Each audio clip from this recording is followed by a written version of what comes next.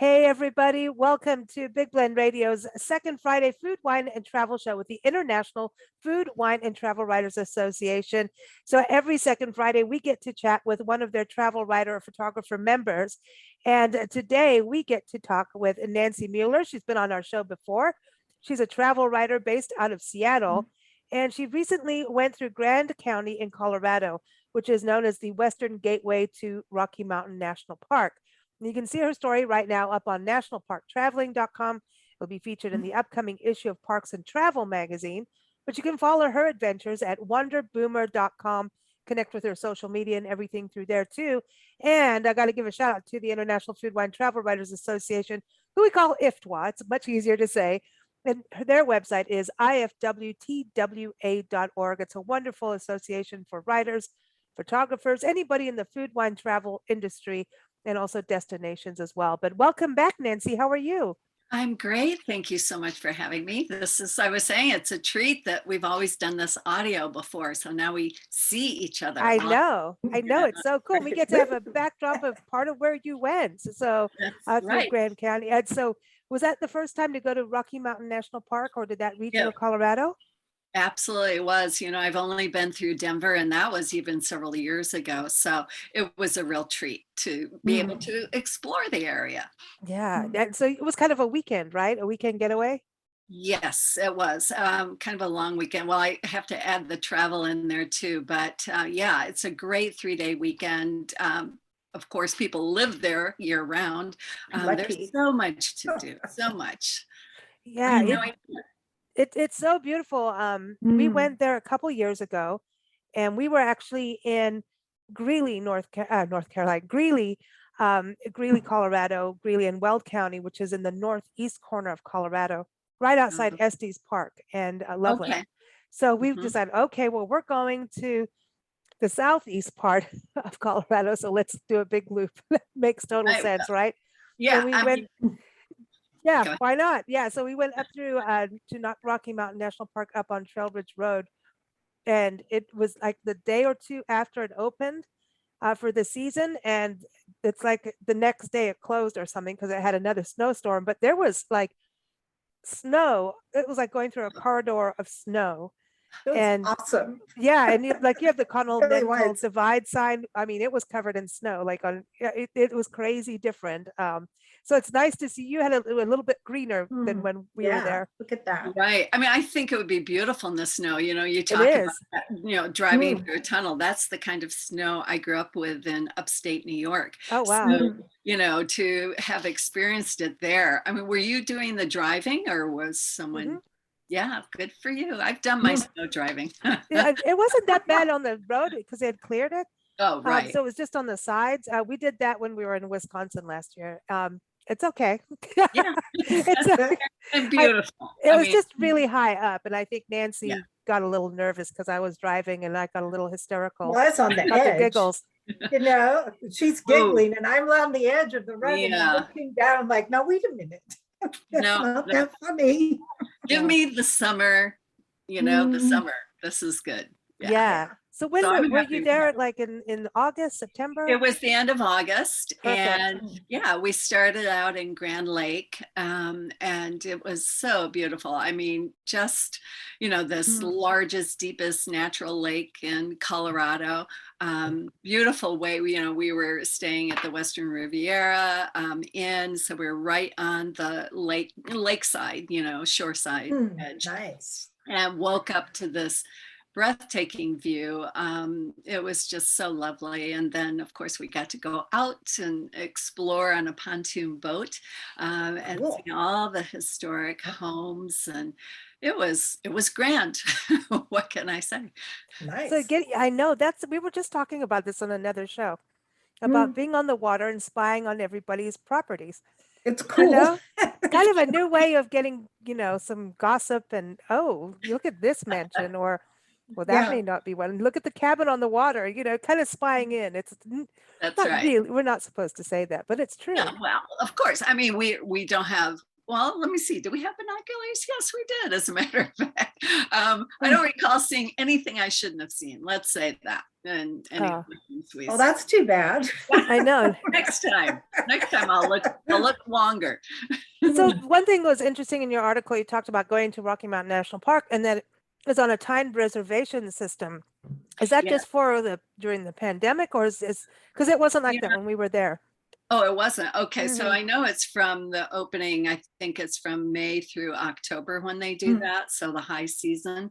So I don't know if it's all year or if it was COVID related, but once you're in, you can, explore the park. Cause I thought, well, gosh, how can you only get in for 2 hours and out? But no, it's just the time to, make the flow go. So, I mean, nobody wants to be backed up waiting for cars to go through. Right. You can even get in. So it makes total sense to do that. It's good for the environment too. Yeah, absolutely. Yeah.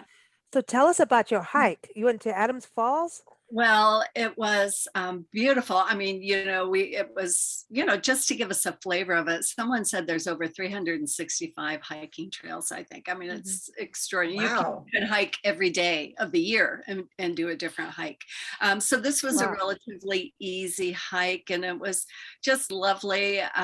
It opens into, a meadow area where you can, and we did have a nice little picnic lunch. You can go a little further and there's a falls overlook.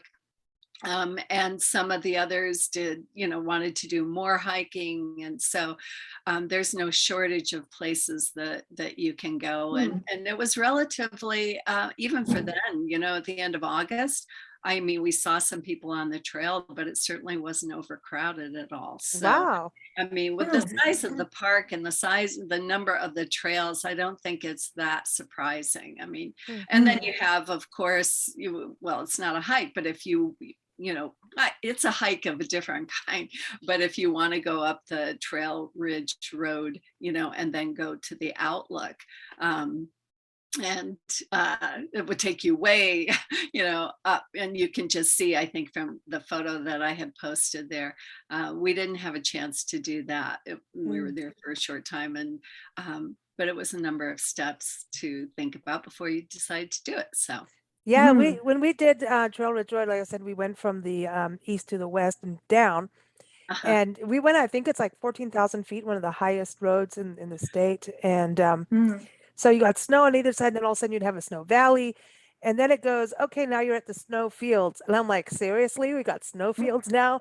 And we parked on there. And I'm like a little nervous, way up there. And there was a marmot running around in the snow.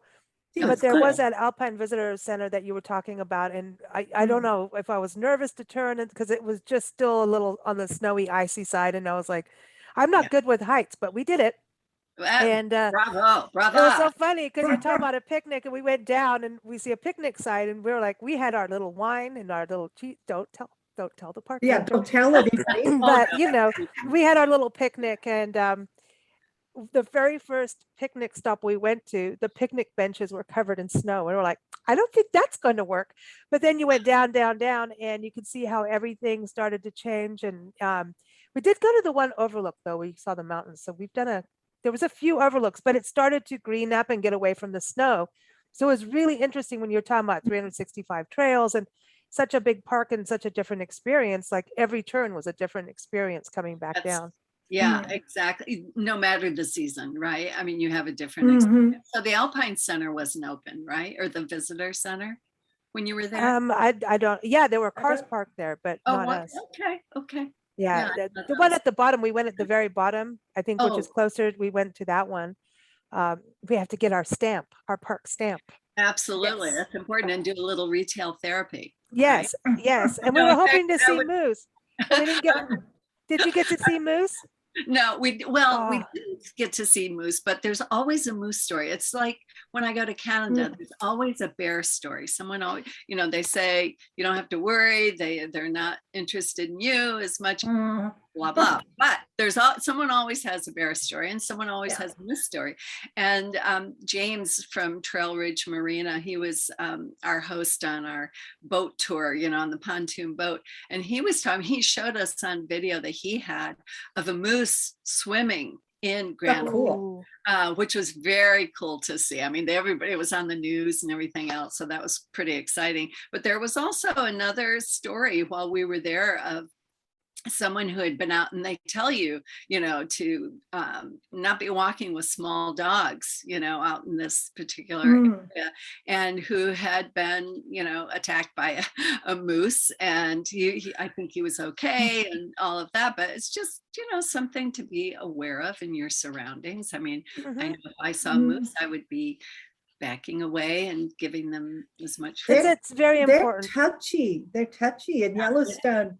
I was photographing mother moose with her baby, and she didn't know I was even there. Yeah. And then I heard this little twig snap behind me, and here came Daddy, and I'm like, uh-oh. And he charged, and I'm like, what are you doing? And then you realize you better run. And so but you have to be careful. Run, Forrest, run. You run, and then I got to the road.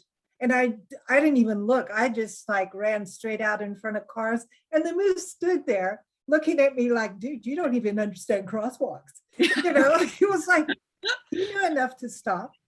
It was interesting, but they're touchy. I mean, I wasn't really anywhere close to him, but well, you have a mama. You have a mama and a baby anytime, no matter the wildlife, and Yeah, but I didn't expect the daddy to be, normally they're not around really. Right.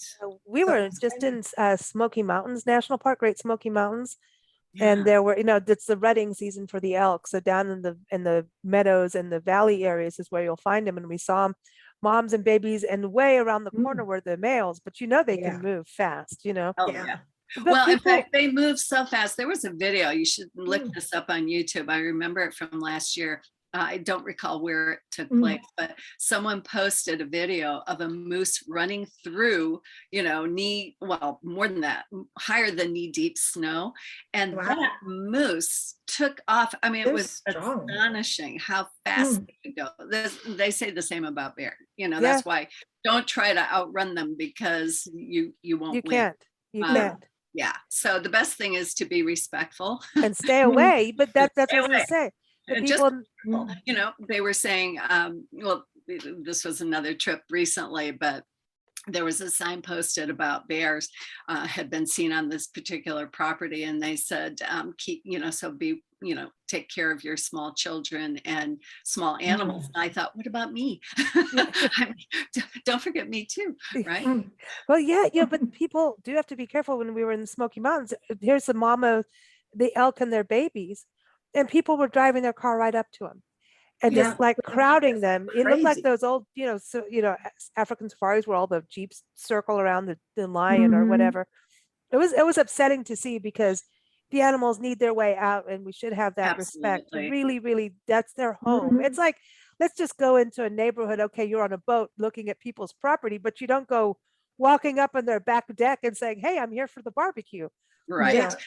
And, one of the nice things about the Rocky Mountain National Park too is that as of it was 2009, most of the park has been designated a protected wilderness area. That's awesome. So, I mean, that's just a wonderful thing to know that it will be there for future generations. I mean, again, for me, that's the value of travel, is that, it's nice to read about these places, but what I hope to do is inspire people to, okay, this is my experience. You had your own experience there. Right. Go and have your own experience. And then once you see this area and how beautiful it is and spellbinding, everywhere you look, wouldn't you want to protect that for future generations? Absolutely. Why would you want to ruin that? Right. Yeah. And future generations of wildlife and plants and the habitat. I mean, everybody. Absolutely. It's all connected. One thing that didn't make it in my article was about the East Troublesome Fire that they experienced in October 2020. So I don't know if you're aware of that or not, but it turned out to be the second largest wildfire in the park. And and it was, I think it burned over 100 and almost 200,000 acres, but Wow. it absolutely exploded. I mean, they've had fires, of course, wildfires before, but this one, it was something like in a 24-hour period exploded 100,000 Yeah. acres. And so there's a small museum they have in the town of Grand Lake, where you can actually see and hear from people who lost their homes, over Oh, it's 400, sad. homes lost and structures, and yeah, but they're resilient, they're back, and it was actually only because of snowfall that stopped that fire from spreading even further. So it was Wow. devastating, but there are going to be those natural catastrophes that happen, and It's but part of nature too. The Sequoia and Kings Canyon Park being on fire. It's only now under containment, but you're talking, so many acres, and it was It's really huge. a massive deal. And because of the park doing so much on, firework, I mean, since the 60s, they've been doing backfires and, knowing to protect the really big Prescribed giants. And firms. yeah, they really did a lot of work. And that's what saved those giants like the General Sherman tree, General Grant tree, and some yeah. of these magnificent groves. And, all of a sudden the day they said, okay, Kings Canyon can open at this one portion. That day it opened, it started to snow, and everybody was like, "Yay!" Oh yeah, right. Because it really needs it, and we were just there this spring, and it's one of our favorite places that we've Oh, gone it's a magical. gazillion times, and we Yeah. always cover the sequoias. But really sad, it is hard on the communities. They're Mhm. connected to those parks. I mean, that's the whole thing. A park doesn't really stop at the gate. Yeah. Right, It exactly. doesn't. There's a connection between the two. And that's why moose will go out of the park and into Grand Lake. I mean, Yeah, you could go, they're not aware of all the signs we have. I mean, that's always interesting to have this, yeah, because of course that's where they've seen the most. yeah. But and we did see, I don't know, was it a mule deer, but a huge deer, Oh, awesome. which was pretty astonishing. Wasn't bothered at all by our being there, but I had no idea. I mean, it was large. They could be pretty big. Yeah. Yeah. Very big. Yeah. We saw Yeah. elk and we saw deer and wild turkey. And I Oh, love the magpies great. are one of my favorites of that park, that they Yeah, have magpie birds. But wonderful. And there's osprey, there's eagles. I mean, there's just so much around. And of course, the more you see, the better. And it's just so much to do. And so, as a family friendly environment, again, I just had no idea how much there was to do. I mean, from the town of Grand Lake. Have you been to the town itself? I mean, it's a old West, it was a mining town. And so they have these wooden, they've kept the historic sense of it with the wooden sidewalks. And then what I didn't realize was that the streets are so wide, they pointed out to us, because in the previous days they needed to be that wide so you could turn a stagecoach around, and which gives you an insider's perspective on, I hadn't thought about that. But now they have all these wonderful restaurants and little galleries, boutiques, coffee restaurants, repertory theater. We got to see Ring of Fire, Johnny Cash's, about Johnny Cash. Cool. That was very fun. Very cool. Yeah, so great little town, and Well, you can hike right from town. So what was I know you went to a very new resort out there, the River Run Resort. yes, What was that like? Well, I will say, when I first saw it, I was with other writers, but I first saw it from a distance, and I went, I mean, it just looked like, I don't know, little places to stay, cabins, row after row. And I thought, well, I don't know, I loved it. It was fantastic. It's like its own village, and beautiful. You have such a variety of places that you can stay. And we stayed in these wonderful little cabins. They're beautiful inside, modern conveniences, just lovely. And then you could, they're having yurts and wagons and you name it. I mean, there are some RV parks too. So many different ways that you can enjoy it. And it's quite large. I mean, there's a sports complex. There was an outdoor swimming pool. When I went in, there was nobody else in there. I mean, one other travel writer and we had the whole pool to ourselves. I went, oh my gosh, this is heaven. You know, it was just glorious. But it's become very popular. They're going to be able to host meetings on site, and you can have these golf carts that you can drive around the area. I know that's dangerous. It's discovered, and I won't go there, but get a golf cart, stay in a yurt. Come on, Lisa. Go racing. It was so fun. It was so fun. So I highly recommend that. And you know, it was just great. Yeah. Lovely. I want to give everyone the website, visit grandcounty.com for the region. So that's a good travel resource for everyone. But it seems like you had breweries and wine adventures too. Yes, the way I look at it is we hiked, drove, ate, and drank our way through Grand County. And what's better? That is grand living. That sounds to me, that is all under the umbrella of play and fun. And I think I was just blown away by how many activities there are and how many places that you know, families can go and stay that can be the springboard for their own explorations of the park. So it was, just there's Winter Park also that has shops. They had a wonderful bookshop in there. I'm always on the lookout for bookstores. Oh, yeah, of course. Well, you're right. You're an author. And, so that's your thing. Get away. I try to get, you know, I go through my books every so often, but it's hard. They're the babies. Oh no, you can't give them away. Yeah, no. well, we did. We eventually, when we went back on tour, we wheedled down to, we have a 9x5 storage unit. We literally gave everything away because we just, you know, and then it's like it's done. So, you know. I know. I mean, I look at it as it's energy you're passing on to other people so they can but still. But still, there's that time when I'm reaching for the book and remember it's not there because no way, you know. And then you really, you know, when you're giving it away to somebody, you're like, you better take care of this. Right. Do not put coffee on it. Right. Yeah, don't fold the pages. Yeah. But I love that you're looking for the independent bookstores too, because I think we really need to support them as much as we can. And I think there's a new I wish I could remember there's a new independent bookstore website. It's kind of like, this is for independents and you know, that it's kind of like they want to take out Amazon and what Amazon has done to authors. Sorry, but Amazon they've just gone off. It's just not good enough for authors or musicians and even small businesses making product. They're not getting the percentage they deserve. And this book, it's I'm gonna put it somewhere online, but it's an independent, you know, collaborative for authors and booksellers to stand united.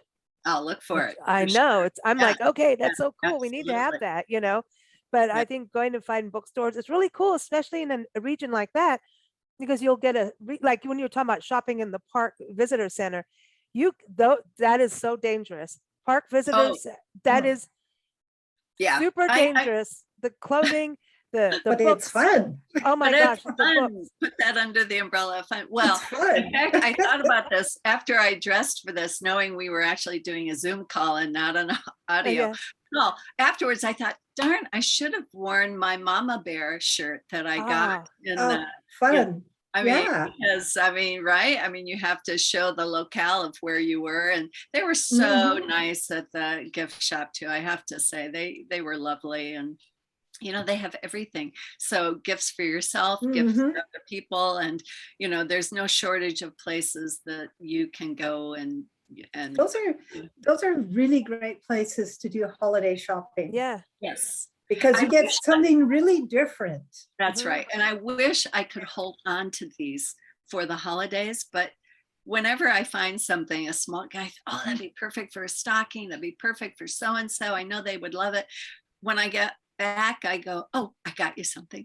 Yeah, exactly. Wait, I can't wait to give it to you. Well, I think it's always better to give it sooner than later because you never know what happens in life, That's right. Oh, I do want to say about those stores that are attached to visitor centers. Normally, in most national park units, there might be some exceptions, but they're run by a conservancy or an association that is actually like a fundraising arm for that specific park.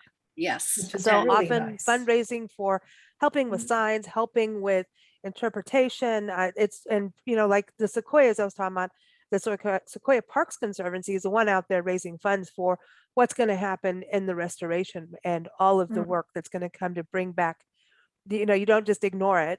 You know Right. what's happened. Roads are messed up, signs are messed up. So many things get affected in a burn. All that interpretation. I always photograph signs because sometimes you don't get that information on websites. And sometimes you get information on websites and then it starts conflicting with each other. And That's right. interpretive signs and museums and roadsides, everybody duked it out to get that correct That's on right. that sign. Who is right here? What is the right Someone number? duked it out. They're like, no, this is the correct thing. They boil it down. You get the story really fast. And so I Right. photograph signs to use in writing. Right. Any tips from what you do traveling around? Because you got to retain the experience. Well, you have, and that's what I do. So many of the photos, and believe me, I have many. I went in not long ago to try and get these things organized again. Talked with someone at the computer store who said, oh, well, I don't think you have probably any more than, however. And then when he saw how many photos I had, he said, I've never seen anybody with that many photos. I go, but it's what I do, I mean, and it is a way to retain, not just for, the ones that we want to sell and publish, but it's a way to retain the experience personally, but also the facts and figures. So I have a lot about signs, and then I'll go and like you check with the websites, and then I'll call people, and people get sometimes I'll say, they'll say it's on on our website. And I said, great. And I just want to confirm with you that that information is accurate. I mean, I know I need to update mine. Other people need to update theirs. And so it's easy to let things slide. And, maybe it's not the most up-to-date information. So we always do our best. I think all of us in the industry do our best. And, facts and figures change. I mean, hopefully the size of the mountains don't change, but even so, I think Mount Rainier came up and they might figure. Exactly. Over 100 years, they might. Right. It might change. As a writer, I think it's about giving people the taste of a region, to inspire to go. And from there, you start going to the websites to book and get the nitty gritty. This is to kind of give you like, oh, I didn't know that, But I think right now, I feel like starting over on everything after the whole COVID experience because so much changed. How many places closed? New ones open, some just went online. I mean, it's kind of even the way we travel now is so different. I just feel like deleting everything and starting over. Go, Nancy. No, I won't. I know. Don't change everything. No, don't change everything. I don't mind if we change things, but I'm not throwing them away. I know. There's no way. No, I'm just but kidding. I thought, I mean, it's true. I could have someone, work with me and just go through all my contacts to see who is still standing as a result, which is very sad to think about. And again, why something like Rocky Mountain National Park is so good in times of, social distancing and times of COVID, because there is so much space, in nature. We know nature soothes and restores, and, it's balm for the soul. And you have, for all the people who live in that area, it's right in your backyard. How lucky are they? Yeah. And all seasons. So yeah, it's beautiful. Adobe Photoshop comes with a photograph organizer, which is pretty good. I mean, it's a database for your photos, so you can file them and call them up by date, by place, by. You have to input all that. Yeah, but you input the photo, and you only keep the ones you really want. So they're always the top-notch ones. That's And like then- books, though. That's the hard part. Yeah. Because I never what delete. I was really trying to tell myself, okay, you only get 25 photos a day of a place. Oh, no, Well, I can't. That was ridiculous. No, you can't, I mean, because you never know. When No, you think you about never during know. the pandemic, when everybody said all of a sudden we couldn't travel, all of a sudden you Yeah. dig into the photos you didn't use and you'll find one photo that creates a whole new story. That's right. So you never know. And I know from going out That's going, right. oh, Or maybe a big bear crosses your path and I'm sorry, I already used my 25. No way. Right? No, Doesn't work. no. It doesn't You work. can't do that. No, I you couldn't can't. do that. You gotta do But what makes you it's happy. it's the old thing about for travel writers especially, you don't want the camera to come between you and your experience. Exactly. Right. Different points of view about it. Some will say Mm-hmm. the camera enhances the experience because as you look through and focus, Mhm. you see something you hadn't that hadn't caught your attention before. So I think it's always a balance in how we do that. We Yeah. find the best way for ourselves. I think you have to do both. I mean, I know in Kenya at one point I was photographing a charging elephant. Yeah. And I was pretty Good for comfortable. you. Yeah, no, I was like really comfortable doing that. Then I put Yeah. the camera down and I realized how much closer and faster the elephant was going. Then it was like, get out, drive. Maybe I shouldn't be doing this. Yeah, right. Well, We were in a car. We were in a vehicle. well, but, that's good. yeah. Maybe, not unless like it got too people- close to it. It'll Right. tip Not it like- over. Yeah, I mean, Yeah. some people we see, right, as you were saying earlier, get Yeah. out of their cars and they're, and That's all crazy. the signs are there. All the signs saying, Mhm. please don't do this. Please don't do this. Yeah, it's crazy. Well, you know. people It's get like in people- cages and zoos. I In mean, the with zoos, tigers. I mean, So what's with the tigers? Everybody's jumping into the tiger pit. I don't understand. What I is don't wrong with you? understand Well, that you either. know, We if- really if- don't. I mean, we want experiential travel, but that's not quite what we have in mind. no, No. exactly. I do want to touch back, going to Grand Yeah. County itself, the park, obviously the resorts, the shopping, the downtowns, the theater. When you talk about family, it seems Mhm. to me, especially I know as being Wonder Boomer, Right? that this is a multi-generational family destination. So Yeah. something like if people are having family reunions right now, especially now Yeah. it's happening. So I know, holiday season is going to be a little crazy. But people are going to get together of all generations now, especially with the vaccines. I Mm. don't know. Who knows about the booster? Because people are still getting, I don't know, but everybody have their thing about it. Please don't give me COVID. I want to be Right. safe. I'll do whatever I Right. need to do. I'll wear my mask. I'll get the jabs. Just don't give it to Exactly. me or anybody else I know. Mm. So, there's a protection there, but I think families going out and reuniting, there's no better way than doing it in nature. And Colorado is a 4-season destination. Going to Oh, parks for like Rocky sure. Mountain, and some Mhm. areas may be closed off because of the snow, like Trail Ridge Sure. Road. But it is just beautiful to go to these parks in the snow. It's peaceful. absolutely. You will see wildlife, a different set of wildlife doing different Mhm. things. So I would say this would be a place everyone could go to reunite and get a breath of fresh air in between each other, and Oh, everybody do what they want to do. right. I Mhm. mean, you've got all the winter activities, that, Right. I mean, I think, I mean, yes, you can stay inside and there's a coziness to staying in front of a roaring fire with your hot toddy. I love that too. Oh, hello, I'm there. But, Yes. I want to get out and play too, and then Yeah. a place to come back to. And, this Mhm. is a place again for families, all ages, really all generations. There's something for everyone to do, to explore, enjoy, and, just Ah. really get Mm. out there and do it. Well, Yeah. hopefully we get to meet you next year. We're going to be up in Washington State and I would Oregon. love that. I would know, love just that. That'd be but you cool. might be somewhere. Who knows? I know we're going to Anacortes. I know that. Anacortes, well, that's not so far. It's about a 90-minute drive from And- Seattle. Mm. And And then it's we're doing Wonderful little town. when Have you been there? Wenatchee. No, No, not yet.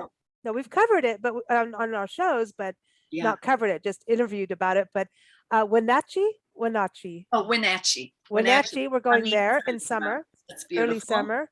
Mhm. So yeah, and then Bend, Oregon, which we were there last year. Bend, I was Oregon, Sun too. River. Oh, Yeah. you were? I was. We Wow. drove down, let's see, had it was just, kind of teasing whether the travel industry was ready. Were we coming out? Yeah. Like mold coming out. How's it looking out there? And so it was just about a year ago in Bend, Oregon, went down for a very small meeting, and it was beautiful. And I was so glad because I drove down and the weather was perfect, couldn't have been better. A week later, it snowed big time, a major snowfall. And I was You thinking never about know. the mountain pass I was driving over coming home. And I said, I am so glad. Yeah. Otherwise, I'd be still in Bend, Oregon, I think. We went across country 4 times this year, but getting to Bend, we went through, a little bit at corner of Wyoming, and it's like, ooh, that's cold. And then we got to Bend and warmed up, and then it was like spitting snow, little bits of snow. And our friend that we went to go and see, she's like, and she's from Southern California. And she's like, Oh, we have to buy snow tires here. I'm like, what do you mean?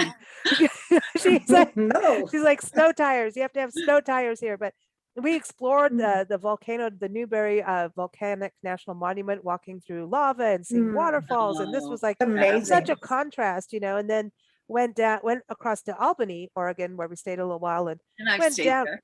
Yeah, it's beautiful. They've got that Yeah, it's carousel, and we went down this mountain pass through the forest, the national forest, and all of a sudden it's snowing, and I'm like, dude, what happened? And then next thing you know, we were on the coast, driving down the Oregon coast, going, there was snow just over there. What happened? Yeah. Right. So the whole area is beautiful. So we hope to be up there. But what's your next destination? That is, let me see, what is well, actually, I'm just going up to my next I just got back from Birmingham, Alabama. Oh, that's right. Oh, how was that? Was fantastic. I was up in Canada, which was fantastic. The first time in Canada since COVID, so that was thrilling. And then Birmingham just in the last week, just got back from there, and it was fabulous. It was very sobering because I'm there primarily for the civil rights trail and the history. So we had some wonderful tours. We actually got to speak with Lisa McNair, who was one of the sisters of one of the 4 girls who were murdered in the church bombings. Oh, wow. Oh, so that gave me goosebumps. Ooh. Yeah. So there's lots to talk about with that trip. And then my next immediate one is to Bellingham, which is just north of Seattle. I'm going to be up there for a few days the end of next week. Awesome. Did you have any problems crossing over the border into Canada? I will say I was totally stressed the week before. I bet. Not having done it, I go, oh my gosh, we got to get this done within a 72-hour window. What if we don't get the test results? So I actually got tested twice because I wanted to make sure that we made it through the window. And our, daughter was fabulous because, she knew exactly where we should go. It was very easy for us to go and get tested. No lines, no cost. Got the testing done. And then, of course, a week before, the car that we were going to use had transmission problems. Couldn't take the car. I have a 2000 Honda CRV stick shift, and I thought, well, it's not quite the car I had in mind for a road trip up to Vancouver Island, and in the middle of the island, but it worked great, had fine time. And the actual border crossing was only 15 minutes. So that's not bad at all. No. We were just like thrilled, to have all my Canadian buddies. I wanted to call them all and say, come. Let's have a party. There's always that thing when we lived in Mexico, going over the border back and forth, no matter what. Yeah. You always have that little, it's on the cruise ship or just going through the security thing. There's always something in me that goes, anything could get weird at any time. Well, I couldn't be guilty because I was just so nervous about being able to get over, make sure everything had all the pieces. And come back home. Which took actually 15 minutes longer. That was a half hour. And that was fine. There was no problem there either. When going over into Canada, they have the Arrive Can app, so you can upload all your information, Oh, which cool. streamlines Huh. the process enormously. So Wow. that was very helpful.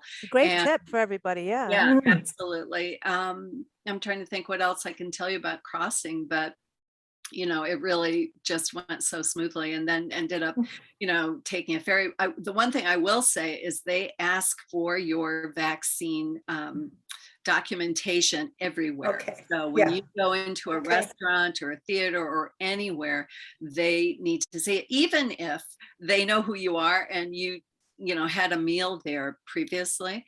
Mm. There was some, I think sometimes Yeah. they're looking at the card saying, well, what is, in my case, for example, I had it on the phone, but I also had the original, and that was faster, and I took it out.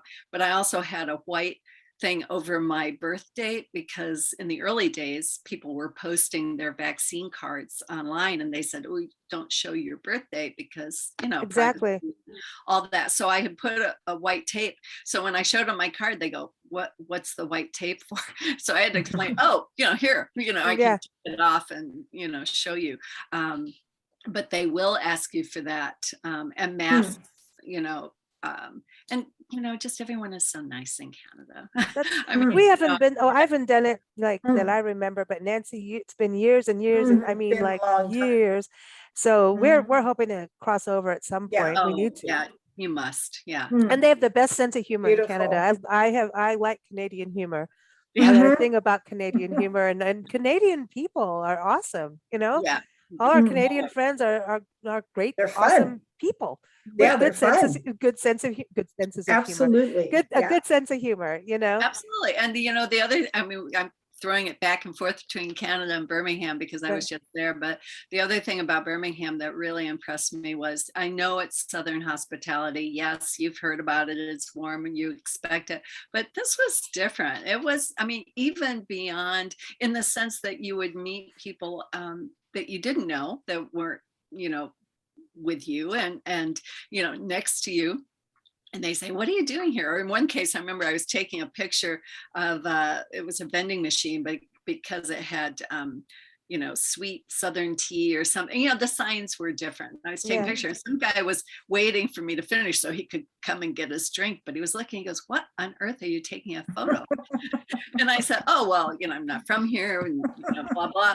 And he was so nice. He goes, well, thank you for coming to Birmingham. See, that's so sweet, isn't it? Yeah. Mm. And Yeah, that that's happened nice. more than once. That happened with a couple people. They said, we're so happy you decided to make Birmingham a place to visit. And I went, they mean it. I mean, this is part of their tourism board saying this, Yeah, no, it's people are nice. Alabama, we've had a good time, being on the road and traveling Mhm. in the car. The one thing, rest areas, the rest areas in Alabama rock. They have some of the Yeah. best rest areas Mhm. across this country, and they have cats. They have I don't know if cats. people dump them at the rest areas or what, but Really? some of them have cats, and they say don't feed the cats. Little kittens. You'll be sitting, getting a breather outside kitty. on a little bench, and little kittens come running around. And they're like, don't touch the cats, don't feed them. We're rehabilitating them, feeding them, and getting them spayed and neutered and getting them homes. Oh, That So that's is really cool. That's- So that's really, but really you'll see wonderful. them running around. So like, that's Yeah. very cool. I'm not gonna kid you. I mean, we're looking, okay, we're going up here, we're going there, and we're like, can we go through Alabama to go see the cats? Yeah. Yeah. A destination. So where are you guys going next? We are right now in Dallas, and when this Mhm. airs, we'll be at the end of our visit in Tunkhannock, Pennsylvania. It's up in the northeast, rural Pennsylvania, near the Poconos, Yes. actually. So we might going to go up there and then down to Lake Worth, Florida, and then Thomasville, Georgia, then east back to Tennessee, some tiny town in a forest, and then You're amazing. Peachtree really. City, Georgia. That's our and then we head west And so where do you end the year? in In we're Georgia? spending Christmas in Tennessee. In Tennessee. And Yeah. then we go for a full month in Peachtree City and get a lot of work done and play with two cool cats, Joker and Oh, Gotham. How fun. How fun. So- So how many miles do you put on a year? Actually, it I hasn't think- been bad. No, it's been the last couple years. We've done so much travel, just detours, slow. changes, and everything. Yeah. And I think, yeah, Oh, we hard to- doubled I think we've done at least 75,000. I'm not kidding. I don't That's know, 50. amazing. I know I can't, the IRS may hear it. Okay, don't- let's not go there. No, but it's been a lot. All I know is it's a lot. And the car just got new shoes and new spark plugs, new windshield, new everything. So it's a lot. Fantastic. I mean, four cross country trips this year, the year before, a couple cross country, and then up, down, up, Mm. down. So yeah, I mean, it's a it's lot. great. I think That's It's awesome. fun. Yeah, I mean, and we all know what 2020 was like in travel. Wow. All right, that was tough. People travel differently, Mhm. you know, as travel writers. But I think what I enjoy so much is that it's not always planned out. So, you know, your life changes with a phone call. You know, Mhm. say, hey, you know, this trip is available. Are you free? Can you do it? You know, that kind of thing. When I did a JetBlue, I don't know if I told you guys about that, but won this JetBlue contest a couple of years ago. And it was going to a surprise destination. And we went to the Dominican Republic. But I had a friend that I invited to go with me. And I just said, I have 3 questions for you when I called her. And I said, are you available on these dates? Yes. Do you have a passport? Yes. Is it close by? Yes. Okay. And then, you know, because that's how fast it can happen, you know, when you Yeah. get. Well, that's for us. I mean, it changes Mhm. every few days where you think you're Every few going. days. It changes, and you're driving places. I mean, last year Yeah. summer we were supposed to spend 3 weeks in Tampa, and that changed. Like as we got there, we were there for a few days, and it changed, and we were like, "Do we even get a Oh. hotel room? Where are we going? We know we have a place in Michigan that we're going, but that's at this point. But we could start heading that way." And then our whole life changed, you know, covering bed and breakfasts and, you know, pet sitting, and just our whole life changed trying to travel and be safe because of COVID. Yeah. Right. And also not being in our home state when the vaccine first rolled out. That was a whole other thing. Oh, You know? gosh. Yeah. So we were Mhm. just like masked and in every Uh-oh. park. And, you know, here we are documenting parks and public lands. I think we're up to 500 Mhm. parks because of it, which is Wow. insane. So, but it's That's just like, insane you and know, fantastic. talk about amount of photos I've had to, that's part of my computer problem, is that every Yes, time there's mine an update, it's going through all my photos, and that's what's going on. So everybody just keep them off your computer until you need them. Put them on hard drives and up in the And cloud. iCloud, you know. Seriously, Yeah. the cloud, Yeah. Yeah. the cloud absolutely. we love. But Well, I oh don't, man, you know, a lot of people erase their memory cards, you know, and I know that that's like you know, I don't. I keep them all, you yeah. know, because I always Mhm. think, gosh, what if something happened? And Yeah. Yeah, well, we Yeah. just lost a file. Nothing major important. It was just something really fun that I wanted to keep. And I thought, oh, it's up here on that site. That site had a server crash and now it's gone. uh, It's actually one of our radio plays that we did. And it was just a oh, fun thing that, you know, Mhm. and they had a server crash and I always thought, oh, it's always up there. And I know I saved it somewhere. Now I have to figure it out, but I'm on the road. Did I put it in the storage unit? Did I put it- yeah, And it's right. not, we don't really need it, but it's just, Yeah. You wait. want to know. You want to Yeah, know. so it's good to have it in more than one place because you never Yes. know who has Mhm. an outage, and we're kind of in that weird world where anything can happen. Yeah. That's You know, right. so it's like pipelines are getting hacked. You know, I know everything is happening. So just so just yeah, prepare for the unexpected. exactly. Right? But Right. that's the fun part of it in a way. Is like It is. it just always have over a half a tank of gas. Always pee when you can on the road. These are I'm- the tips. These are the travel tips we need to push. Yeah, I think it's always good Always do to your laundry end the when you day with can. a full tank of gas. And a glass So of that wine. no matter And a what. glass And a of glass wine. of wine. I That sounds like like a how book, you operate. book title, Full Tank of Gas and a Glass of Wine. That's scary. I know. But you're not driving at that point. I'm just No. saying, Yeah, no, that's right. you That's know, right. but it's been a real pleasure, Lisa, having you back on the show. Everyone, again, Lisa's article about Grant Nancy. County is, Nancy. Nancy. You're sorry, Lisa. I don't know. You're Lisa. We're Nancy. That I'm part just- we can add. I'm all about myself. There's 2 Nancys. I needed to have a Lisa in there. God. Anyway, Nancy. I'll be Lisa if you want me to for this. Okay, you know. good. Lisa, Lisa Mueller. No, Nancy No. Mueller. There is a Lisa person now. Okay, so I know now I'm going to get all twirled around. So go to Oh. wonderboomer.com, everyone. That's the place to go. There you And go. then for Grand County to plan your trip, go to visitgrandcounty.com. And also on nationalparktraveling.com, you can read her article there. It'll be in the upcoming issue of Parks and Travel magazine.